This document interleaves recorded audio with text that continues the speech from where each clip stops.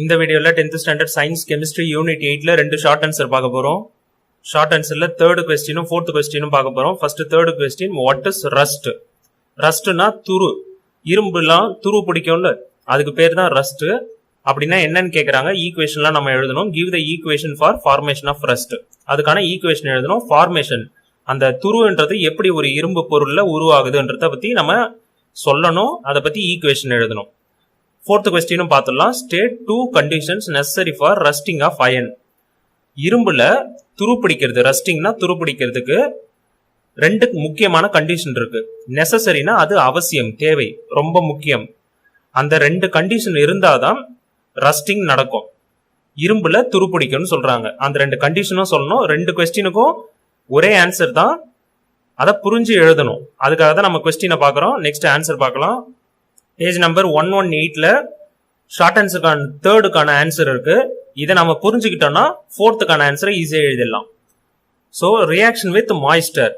Iron இரும்பு moisture, ஈரப்பதமான காற்றோட எப்படி ரியாக்ஷன் நடக்கும் அதை தான் இங்க கொடுத்துருக்காங்க.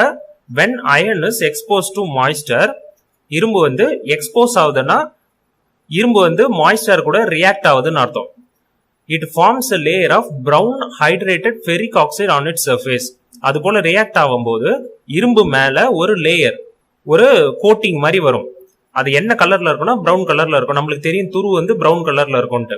அதை எழுதிடலாம். ஹைட்ரேட்டட்னா அதுல வாட்டர் மிக்ஸ் ஆகிருக்கும்னு அர்த்தம். Hydrated ferric oxide. ஃபெரிக் ஆக்சைடுன்றது இங்க கொடுத்துருக்காங்க பாருங்க. வாட்டர் அது கூட மிக்ஸ் ஆயிருக்கு பாருங்க. ஃபெரிக் ஆக்சைடு வாட்டர் மிக்ஸ் ஆயிருக்கு. அதுக்கு பேர் தான் ரஸ்ட். ஆன் இட்ஸ் சர்ஃபேஸ், அந்த இரும்புக்கு மேல துரு உருவாகும்னு சொல்றாங்க. This compound is known as rust. இது போல உருவாகுது இல்ல, இதுக்கு பேரு தான் ரஸ்ட், துரு. And the phenomenon of formation of rust is known as rusting. அந்த நிகழ்வு, பினாமினன்னா அந்த நிகழ்வு, ஃபார்மேஷன் ஆஃப் ரஸ்ட் துரு உருவாகுவது, அந்த நிகழ்வை நம்ம ரஸ்டிங்னு சொல்லுவோம்னு சொல்றாங்க. இப்ப இதுக்கு ஈக்குவேஷன் எழுதுனா ரொம்ப சிம்பிள். நம்ம ஃபர்ஸ்டே பார்த்தோம், அயன் இரும்பு எஃப்இன்னு எழுதுவோம். பிளஸ் அது கூட ஆக்சிஜன், ஏர்ன்றதுனால அதுல ஆக்சிஜன் இருக்கும். பிளஸ் அது மாய்ஸ்டர்ன்றதுனால அதுல வாட்டர் இருக்கும். இப்ப இதுதான் நம்ம யூஸ் பண்ண போறோம். ரைட் ஹேண்ட் சைடு நம்மளுக்கு இதுதான் ஆன்சர்னு தெரியும். இப்ப ஈக்குவேஷனை எப்படி பேலன்ஸ் பண்றதுன்னு பார்ப்போம். வாட்டரோட அளவு, அந்த காற்றுல ஈரப்பதத்தோட அளவு எவ்வளவு வேணாலும் இருக்கலாம், ஆனா ஈரம் இருக்கணும். இப்ப வாட்டர்ன்றது எக்ஸ்ன்னு நம்ம வச்சுட்டோம்.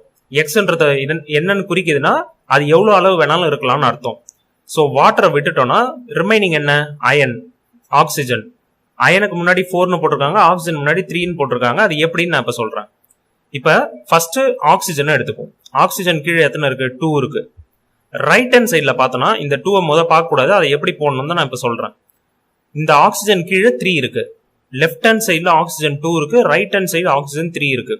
நான் ஏற்கனவே சொல்லி தந்திருக்கேன். இது போல நம்பர் இருந்ததுன்னா, வேறுபட்ட நம்பர் இருந்ததுன்னா அது ரெண்டுத்தையும் மல்டிப்ளை பண்ணி அதுக்கு ஒரு ஆன்சர் வருமா?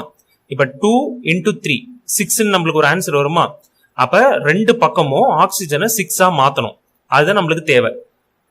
ஆக்சிஜன் இங்க 2 இருக்கு, அப்ப இது கூட 3 போட்டுறணும். அதுதான் இங்க போட்டிருக்காங்க. ஆக்சிஜன் கூட 3, அப்ப 3 2s are 6. Left hand side 6 வந்துருச்சு. ரைட் ஹேண்ட் சைடு பார்த்தோம்னா இந்த ஆக்சிஜன் கூட 2 போடணும். அப்ப 2 into 3 6. ஸோ ரெண்டு சைடும் ஆக்சிஜன்றது 6 ஆயிடுச்சு. அது இல்லாம இந்த வாட்டர்லயும் ஆக்சிஜன் இருக்கு. அதை நம்ம கனெக்ட் பண்ண தேவையில்லை, ஏன்னா நம்ம அதை எக்ஸ்ன்னு போட்டுட்டோம். அப்ப ரெண்டு சைடும் அது சேமா தான் வரும். இந்த ஆக்சிஜன் மட்டும்தான் நம்ம சேம் ஆக்கணும். அதை செஞ்சுட்டோம். இப்ப ரிமைனிங் என்ன இருக்கு? இந்த பக்கம் 2 போட்டதுனால 2 2s are 4. அப்ப அயன்றது 4 இருக்கு. அப்ப இங்க 4 போட்டுறணும். எப்படி பேலன்ஸ் பண்ணணும்னு புரிஞ்சிச்சா?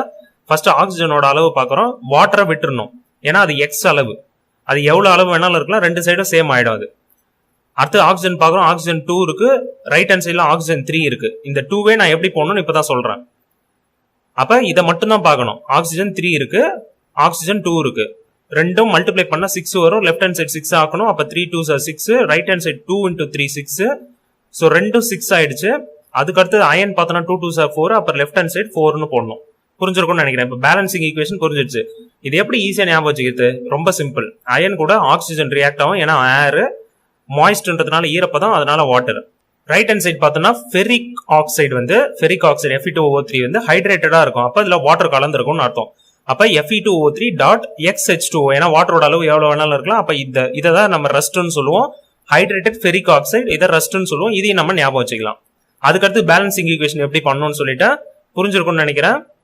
இப்ப நம்ம தேர்டுக்கான ஆன்சர் பார்த்துட்டோம். ஃபோர்த்துக்கான ஆன்சர் பாத்தீங்கன்னா கண்டிஷன், ரெண்டு முக்கியமான கண்டிஷன் கேட்டிருக்காங்க. இப்ப நம்ம பார்த்த ஈக்குவேஷன்லயே அயன் கூட எந்த ரெண்டு ரியாக்ட் ஆச்சு? வாட்டரும் ஆக்சிஜனும். ஆக்சிஜன்றது O2, வாட்டர்ன்றது H2O. இந்த ரெண்டும் தான் அதுக்கு தேவையான ரொம்ப அவசியமான கண்டிஷன். ரெண்டு கண்டிஷன். மொதல் ஆக்சிஜன் இருக்கணும் அந்த இடத்துல, ரெண்டாவது அந்த ஏர்ன்றது காற்றுன்றதுல வாட்டர் இருக்கணும், அதுவும் ஸ்லைட்லி அசிடிக்கா இருக்கணும். நம்ம pH டேபிள் எல்லாம் பார்த்தோம், அசிடிக் பேசிக் எல்லாம் பார்த்தோம். அதுல அந்த வாட்டருடைய அளவு கொஞ்சம் அசிடிக்கா இருக்கணும்.